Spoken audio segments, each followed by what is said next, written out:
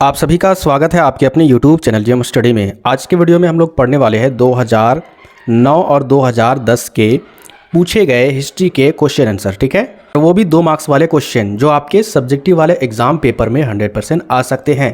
Total हम लोग 2022 तक, ठीक है, 2022 तक का हम लोग यहाँ पर सिलेबस को क्वेश्चन बैंक से कंप्लीट करेंगे, जितने भी क्वेश्चन पूछे गए हैं। और 2023 का इसलिए नहीं करेंगे क्योंकि पिछले साल पूछे गए क्वेश्चन कभी भी रिपीट नहीं होता है।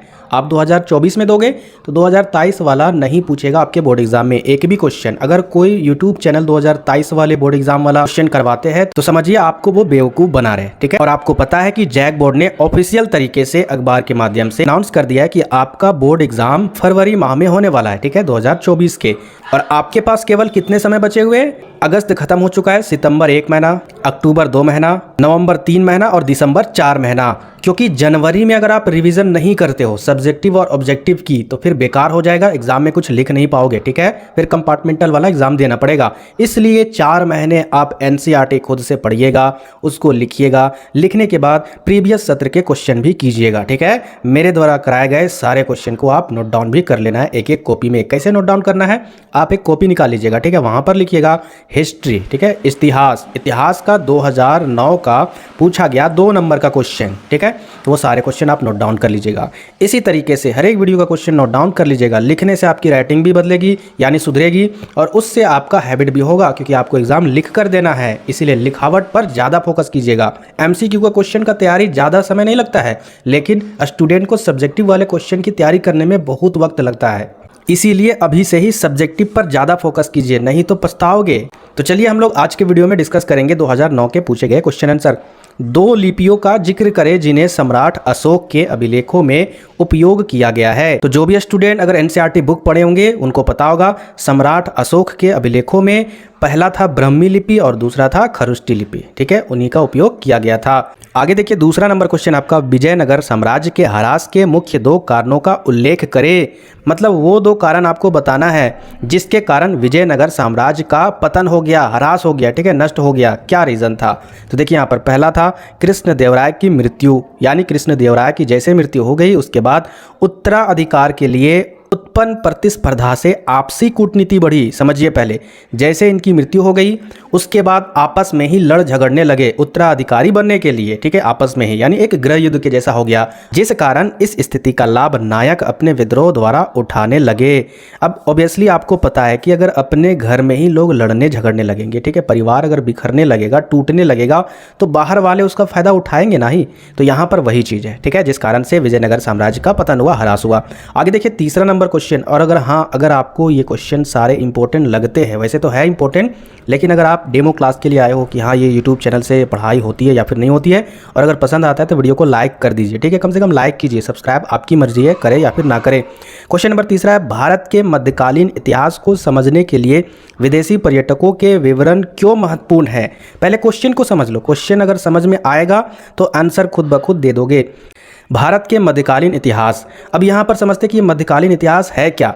भारत के इतिहास को 3 खंडों में बांटा गया है। पहला इतिहास है उसको बोला जाता है प्राचीन इतिहास, दूसरा इतिहास है उसको बोला जाता है मध्यकालीन इतिहास, तीसरा इतिहास है जिसे बोला जाता है प्राचीन इतिहास, ठीक है। तो मध्यकालीन इतिहास को समझने के लिए जो विदेशी यात्री है, ठीक है, पर्यटक, उसी को बोला गया है। तो विदेशी यात्री भारत आए, भारत आने के बाद भारत के कल्चर के बारे में, संस्कृति के बारे में उन्होंने कई किताबें लिखी होगी। तो यहाँ पर यही क्वेश्चन पूछा गया है कि भारत के मध्यकालीन इतिहास को समझने के लिए विदेशी यात्रियों के विवरण क्यों महत्वपूर्ण है, उनके किताब में जो चीज़ विवरण दिया गया है वो क्यों इंपॉर्टेंट है। तो यहाँ पर साफ साफ लिखा गया है कि वे उस युग के सामाजिक व्यवस्था के बारे में जानकारी देते हैं, साथ ही साथ लोक प्रथाओं एवं जन परंपराओं का विवरण देते हैं, ठीक है। उनकी किताबों में उनके सामाजिक रवैये का, रहन सहन का, उनके परंपराओं का, वो सारा कुछ डिटेल दिया गया है, ठीक है। और इनके विवरणों से सांस्कृतिक आदान प्रदान भी संभव हो पाया है। मतलब उस समय में, किस समय में? मध्यकालीन इतिहास के समय में कैसी संस्कृति थी, इस बारे में जानकारी हमें आज के टाइम में पता चली, ठीक है, उसका आदान प्रदान हुआ।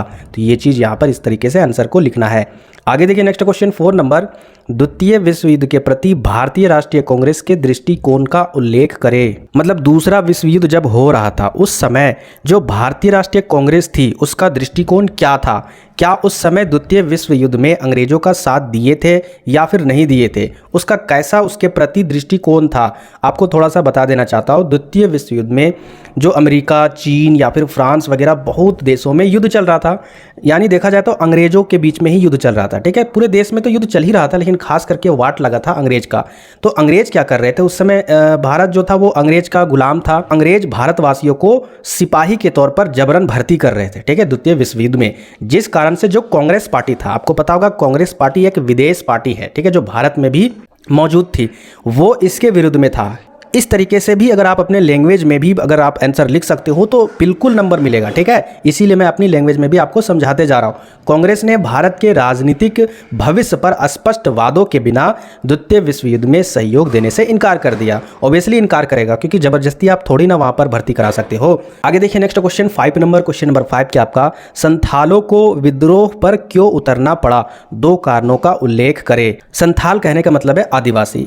अब ये विद्रोह क्यों किए? तो यहाँ पर देखिए पहला रीजन था, जमींदार संथालों को दी गई जमीन पर अपना हक जताने का प्रयास कर रहे थे। जमींदार जो था ना, वो संथालों को खेतीबाड़ी करने के लिए जो जमीन दिया था, ठीक है, तो वो क्या कर रहे थे, अपना हक जता रहे थे कि तुम सिर्फ इस पर खेतीबाड़ी करो, बाकी ये जमीन का मालिक हम खुद है। जबकि संथालों का वो जमीन था, वहां पर संथाल रह रहे थे, उस जमीन में कई सालों तक खेतीबाड़ी संथाल कर रहे थे। वो जमीन पहले बंजर था, उसको उपजाऊ संथालों ने बनाया, और बाद में जमींदार अगर अपना हक जताएंगे तो ऑब्वियसली संथाल विद्रोह करेंगे। दूसरा कारण था, साहूकारों से प्राप्त ऋण, जो ऋण देते हैं ना, कर्ज देते हैं। आपको पता होगा कि गांव घर में साहूकार होता है जो गरीबों को कर्जा देता है, और देखा जाए तो वो गरीबों को कर्ज के नाम पर गरीबों का खून चूसता है, ठीक है, बहुत ज्यादा मात्रा में वो ब्याज लेता है। तो वही यहाँ पर बोला गया है कि साहूकारों से प्राप्त ऋण पर भारी ब्याज के बोझ से जमीन खोने का जो खतरा बढ़ गया था ना, उस कारण से भी संथाल विद्रोह शुरू हो गया था, ठीक है। चलिए आगे बढ़ते हैं नेक्स्ट क्वेश्चन, और ये आपका 2010 का क्वेश्चन है, ठीक है, 2010 में पूछे गए। पहला क्वेश्चन आपका, पुरातत्व वैज्ञानिकों द्वारा खोजे गए हड़प्पा सभ्यता के कोई 4 नगरों के नाम लिखे। अब यहाँ पर पहले पूरे तरीके से समझ लीजिए, पुरातत्व वैज्ञानिक किसे कहते हैं। आपको पता होगा पुराने जमाने में, ठीक है, जो भी चीजें जमीन के अंदर मिली है, ठीक है, उसकी जो खोज करते हैं, जो भी संस्थान या संगठन या फिर वैज्ञानिक उस वस्तुओं का खोज करते हैं, उनकी खुदाई करके, तो उसी को कहा जाता है पुरातत्व वैज्ञानिक, ठीक है। पुराने चीजों यानी पुराने तत्व की खोज करने वाले वैज्ञानिकों को ही पुरातत्व वैज्ञानिक कहा जाता है। तो उनके हिसाब से हड़प्पा सभ्यता भी खोजी गई थी। तो हड़प्पा सभ्यता में कोई 4 नगरों का नाम लिखना है। नगर के जगह पर स्थल भी रहेगा या फिर स्थान भी रहेगा। तो इस तरीके से उत्तर में क्या देना है कि पुरातत्व वैज्ञानिकों द्वारा हड़प्पा सभ्यता के कई नगरों की खोज की गई, जिनमें से 4, पहला आपका हड़प्पा, दूसरा आपका मोहनजोदड़ो, तीसरा आपका चहूदड़ो, चौथा आपका लोथल। बहुत सारे और भी स्थल है, लेकिन यहाँ पर मिनिमम 4 बोला है, तो इस तरीके से 4 आप आंसर दे सकते हो।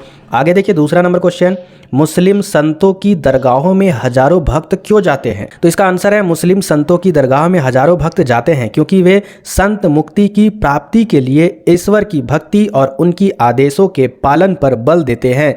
इसलिए भक्त आध्यात्मिक शक्ति प्राप्त करना चाहते हैं। कहने का मतलब है जो वहां पर उनके मानने वाले भक्त अनुयायी क्यों जाते हैं, क्योंकि एक ईश्वर और उनके बीच में जो रिलेशन है उसको उसमें बॉन्डिंग बनाए रखने के लिए जाते हैं, ठीक है। उनके बीच में जो आस्था है, भक्ति है, उसको और मजबूत रखने के लिए जाते हैं। साथ ही साथ एक आध्यात्मिक शक्ति प्राप्त करने के लिए जाते हैं, ठीक है। शक्ति कहने का मतलब कोई जादू नहीं, एक प्रेम सद्भाव सीखने के लिए जाते हैं, एक विश्वास रखने के लिए जाते हैं, ताकि उनकी जो परेशानियां हैं वो दूर हो सके, ठीक है। तीसरा नंबर यहाँ पर देखिए, अल बिरूनी द्वारा भारत का वृतांत लिखने में आई किन्हीं 2 अवरोधों का उल्लेख कीजिए। पहले आप प्रश्न को समझिए। अल बिरूनी कौन था? तो वो एक विदेशी यात्री था, ठीक है, जो भारत आया। भारत आने के बाद वृत्तांत लिखने कहने का मतलब है भारत के बारे में कई पुस्तकें लिखी थी, ठीक है। लिखते समय उनको बहुत सारी परेशानियों का सामना करना पड़ा। क्या प्रॉब्लम फेस करना पड़ा था वो ध्यान से समझिएगा। ये जो अल बिरूनी था, ठीक है, वो किताबों को लिखना चाह रहा था किस भाषा में? अरबी में, ठीक है, या फिर फारसी में। और यहाँ की जो भाषा थी वो संस्कृत थी, जिस कारण से उनके भावों को कन्वर्ट करने के लिए यानी अरबी और फारसी में बहुत मुश्किल हो रहा था, ठीक है। दूसरा जो प्रॉब्लम था, धार्मिक रीति रिवाजों एवं मान्यताओं में बहुत ही भिन्न था, ठीक है, इस तरीके से इनको प्रॉब्लम हो रहा था। आगे देखिए नेक्स्ट यहाँ पर 4 नंबर, बंगाल के अस्थाई भूमि बंदोबस्त की कोई 2 विशेषताएं लिखिए। बंगाल की जो अस्थाई भूमि बंदोबस्त था ना, उसके बारे में 2 इंपॉर्टेंट पॉइंट लिखना है। तो यहाँ पर पहला पॉइंट आपको वही चीज़ दे देना है कि इसकी स्थापना या इसको लागू कब किया गया था। तो इस्तिमरारी बंदोबस्त इसी को बोला जाता है, ठीक है, बंगाल वाला।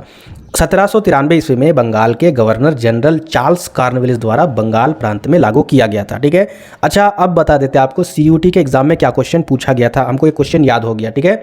एक तरफ में एक क्वेश्चन था, ठीक है, इस तरीके से ABC करके, और इधर भी उसके कुछ जवाब थे। पहला में लिखा था इस्तिमरारी बंदोबस्त, इसी तरीके से और भी बंदोबस्त था, ठीक है, और यहाँ पर लिखा था कॉर्नवालिस, ठीक है। इस तरीके से बहुत सारे जनरल का नाम लिखा था, तो यहाँ पर सही मिलान करना था।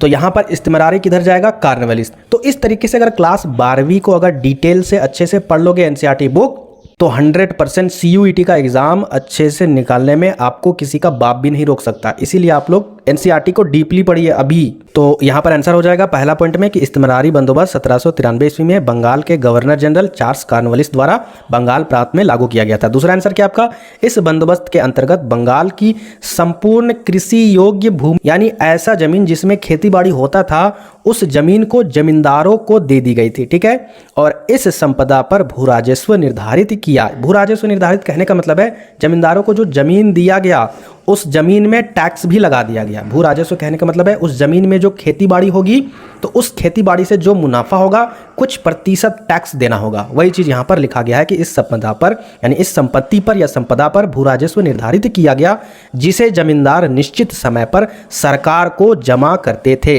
ठीक है। वो टैक्स सरकार को टाइम पर जमा करना होता था। अगर नहीं जमा करेंगे तो उनकी जमीन नीलाम कर दी जाती थी, किसी और जमींदार को दे दिया जाता था, ठीक है, नीलाम करके। क्वेश्चन नंबर 5 है आपका, कौन सा दिवस पहली बार स्वतंत्रता दिवस के रूप में मनाया गया। अब बहुत सारे स्टूडेंट बोलेंगे कि सर 15 अगस्त 1947 को। जी नहीं, ये गलत है, ठीक है। सबसे पहले जवाहरलाल नेहरू ने 31 दिसंबर 1929 को लाहौर अधिवेशन में पहली बार स्वतंत्रता दिवस के रूप में मनाया गया था, ठीक है। इसी को स्वाधीनता दिवस के रूप में भी माना गया था। तो आपने देखा इस तरीके से मैंने 2009 में और 2010 में, ठीक है, पूछे गए 2 नंबर के इंपॉर्टेंट क्वेश्चन आंसर मैंने आपको करवा दिए। अगर आपको ये सारे क्वेश्चन समझ में आए होंगे, ठीक है, वीडियो को लाइक कीजिएगा, ठीक है, और एक बार कमेंट बॉक्स में अपना नाम, अपने जगह का नाम जरूर कमेंट कीजिएगा, यही मैं आपसे रिक्वेस्ट करता हूँ। और डिस्क्रिप्शन में दिए गए नंबर को भी सेव कर दीजिएगा। एक बार आप मैसेज भी कर दीजिएगा कि आप क्लास 12 2024 वाले स्टूडेंट हैं, ठीक है। मिलते हैं फिर नेक्स्ट वीडियो में।